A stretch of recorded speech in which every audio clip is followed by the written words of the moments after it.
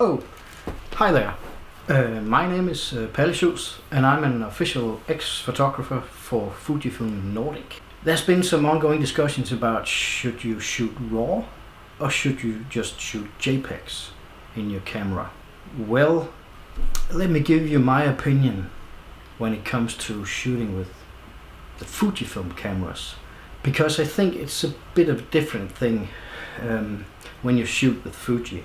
Fuji are well known for producing extraordinary JPEGs. They have had like 80 years of experience from making analog film, and they made those available in some sort of digital version in their cameras. So you could easily go shoot JPEGs and just have a beautiful result. But in my opinion, you should always shoot RAW and JPEGs combined. And now I'll tell you the reason why that is. In this camera, this is an X Pro 2. If you shoot your picture in, let's say, in black and white Acros simulation and only shoot JPEG, that's what you're gonna get, a black and white. It will definitely be beautiful, definitely be great, but if you'd like a color version of that picture, you can't do anything. You have regrets that you shot a thing in black and white or vice versa.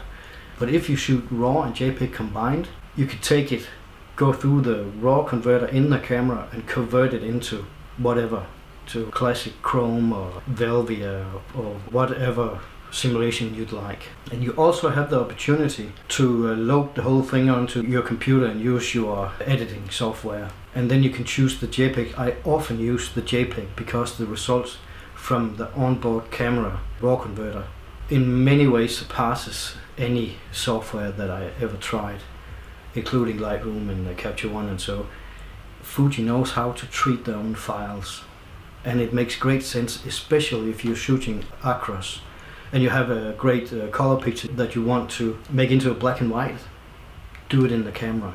You will not regret it. The definition of skin and definition of the clarity without being too sharp. You have a tendency to sort of overdo it in an editor sometimes, but in the camera the RAW conversion is quite subtle, and it doesn't over sharpen your pictures or your images. You can even adjust the sharpness afterwards in the RAW converter on this one.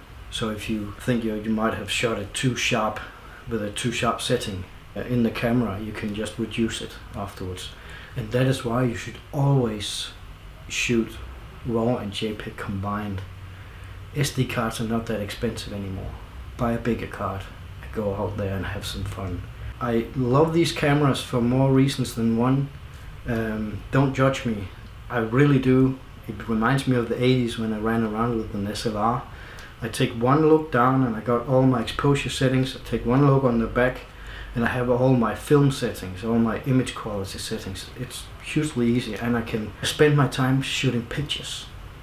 That's what I'm going to spend my time on with these cameras. I don't have to go through all sorts of menus. I have that stuff sorted out before I left home.